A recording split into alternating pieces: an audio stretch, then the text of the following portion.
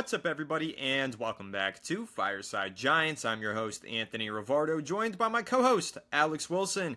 And the Giants got some positive injury update news today for rookie running back Tyrone Tracy Jr., who we're super excited about. You know, we left off yesterday's episode giving some praise to Tyrone Tracy and just kind of discussing how he is an explosive playmaker in the Giants' backfield. You know, the Giants, man, have they struggled to create some explosive plays this season, Alex. But one player who's been creating them, Tyrone Tracy, 45-yard touchdown run against the Steelers this past week. Really great play, really great player, and he is progressing through concussion protocol. Looks like he's going to be cleared to play on Sunday versus the Washington Commanders. And this is big news because, again, he's been really good this season, but also another crucial game for the Giants, right? You're going up against a divisional opponent. The Giants are 0-3 against the division so far this season. And again, I know a lot of Giants fans want this team to lose games. I'm not one of those fans. We have a divisional matchup.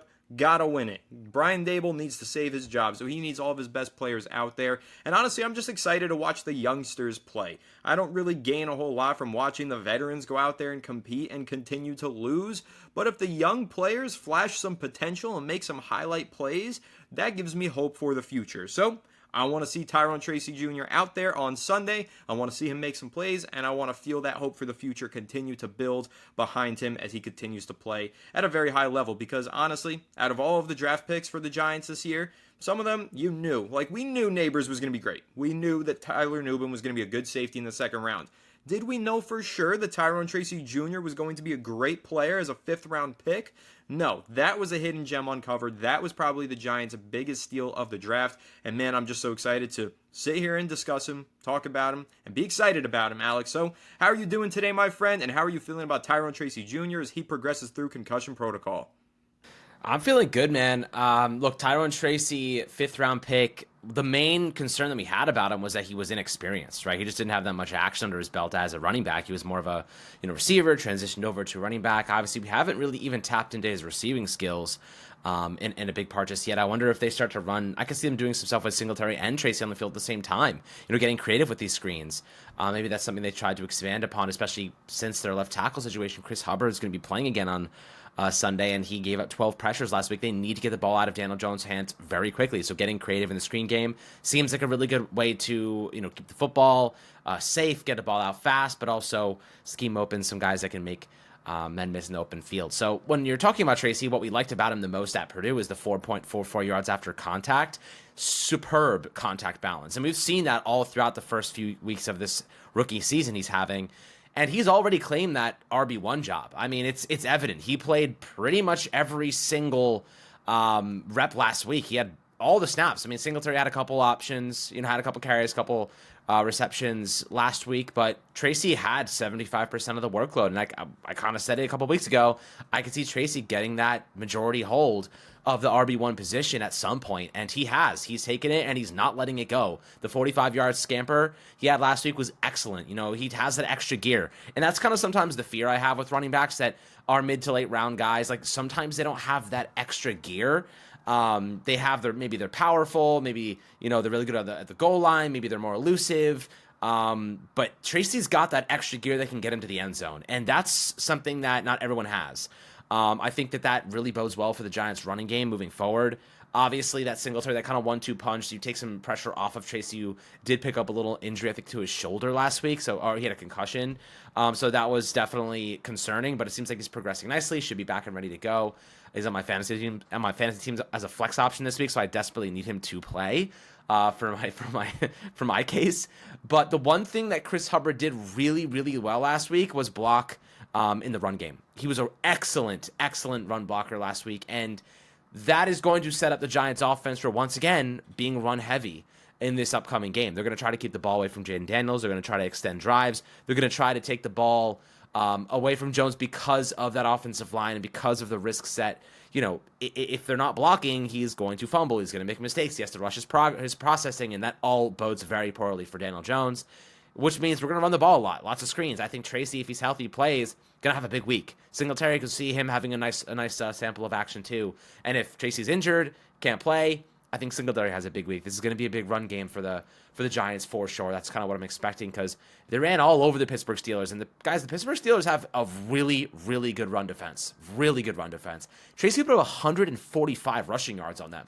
You know what I mean? Like, this is a 5th-round rookie. Like, that's pretty damn impressive if you ask me. Now, I'm looking at Tracy's numbers. He has 376 yards already. I mean, he's only been starting. He's started really for like 3 games where he's had over 20 carries. 2 of those games, he's had over 125 rushing yards. Of those 3 games, he's had 2 touchdowns on the ground.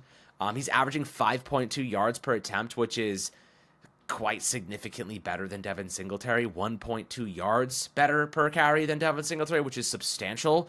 And I'll tell you this, Saquon Barkley, before he was with the Philadelphia Eagles, he went 4 consecutive years without averaging more than 3.2 yards per attempt. So Tracy, now our offensive line is better, sure. I'd argue better pass protecting than run blocking. I'd say, maybe it's slightly better run blocking.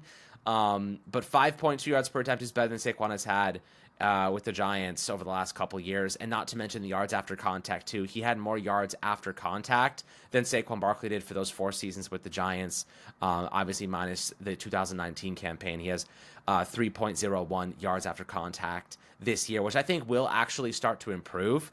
The last 4 weeks have been a lot better. It's ranged between 2.35 yards after contact to 3.7. So the high was 3.7. He's had 2 games of that 4-game sample size. So the last 4, he's had 3.67 or better. So this is a guy you can see. He's got like that skill set. When he's getting the running lanes, the guy is hard to tackle in the open field. He's really, really good with the extra gear. He can score touchdowns. He's powerful. He churns out extra yards. And as a receiver, he's gotten involved a little bit as well. Now, it hasn't been a lot. He has 113 receiving yards. No touchdowns so far, but 7.1 yards per reception, which is pretty solid for a running back. Based on all those stats, Anthony, I think it's safe to say that Tracy's emerged as not only the top running back in this depth chart on this team, but a key playmaker for this Giants squad moving forward at an extremely cheap price tag.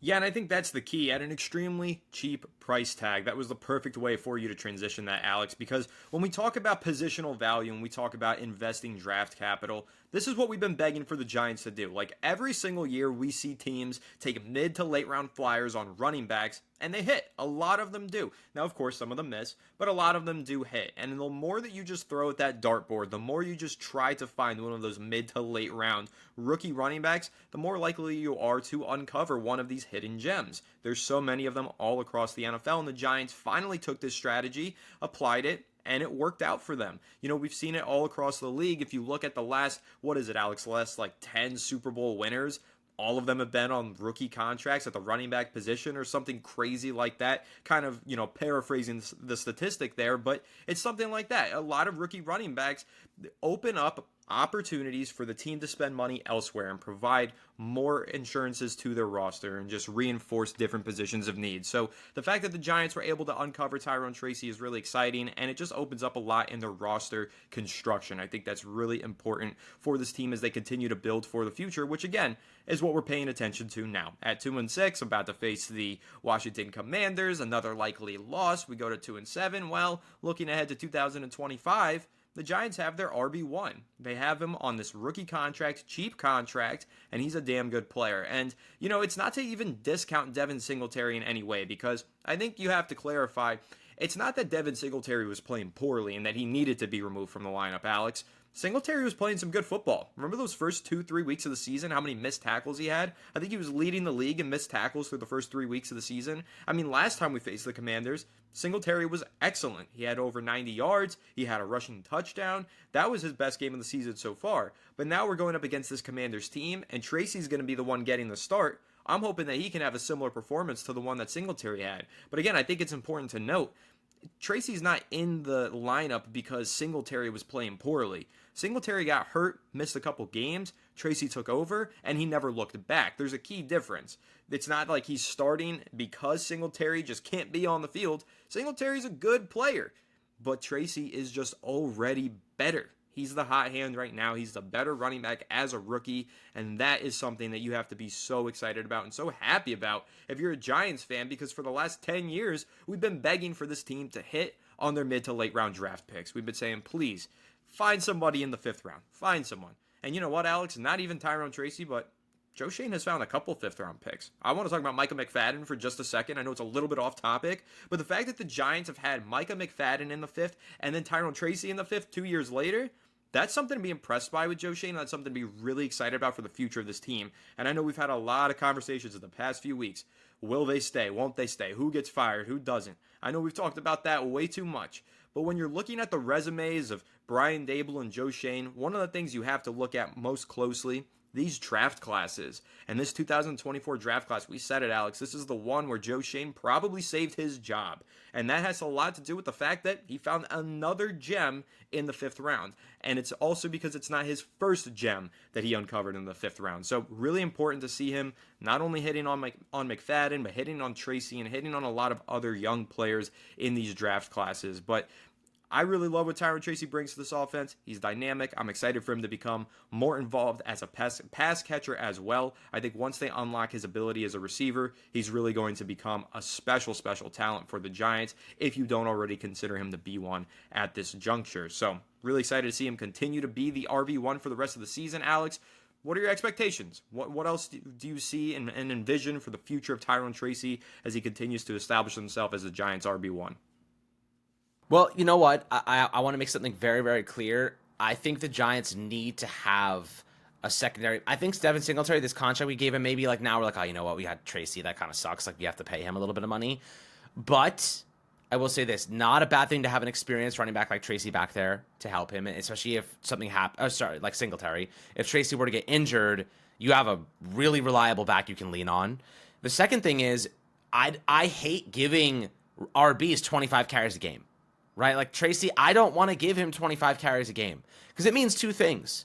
One, it means your passing game's sucking, or it means your running game's that good at the moment that you don't want to take the foot off the gas, which I think would be a good thing. And two, it increases the probability of injury because running backs are very injury prone, and I don't want to put Tracy in a position where he's now getting injury prone because the Giants, like they've been doing for 5 freaking years, maybe even longer, 10 years, have been relying on the running game so much that they've run their backs into the ground and their passing game has stalled.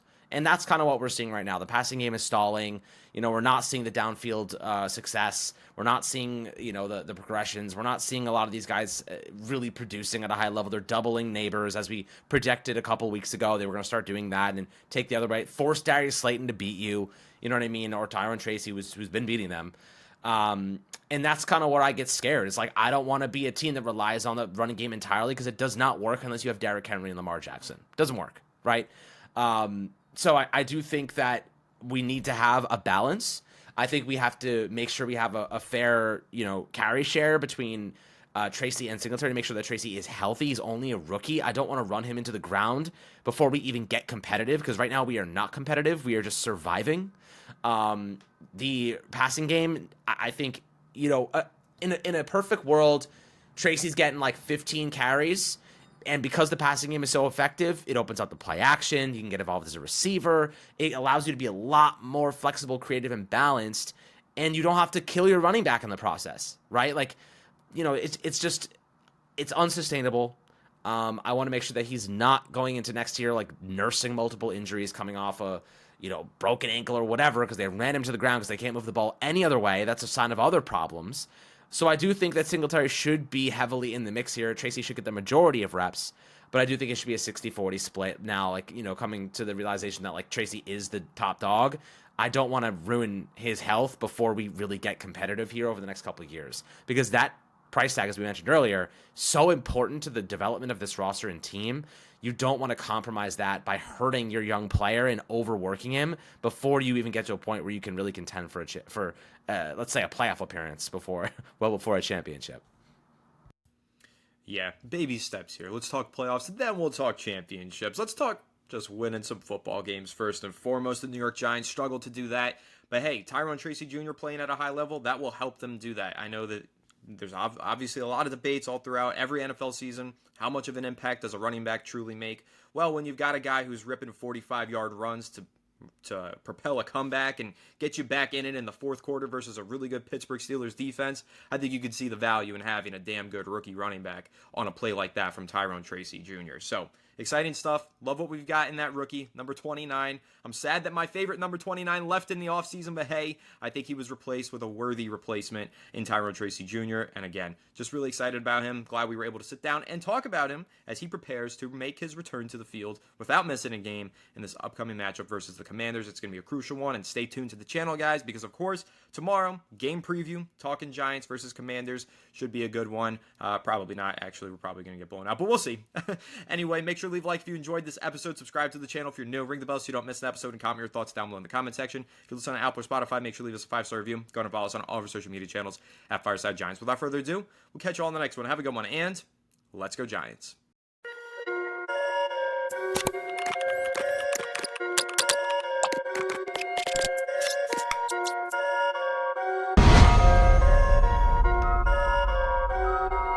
Perfect.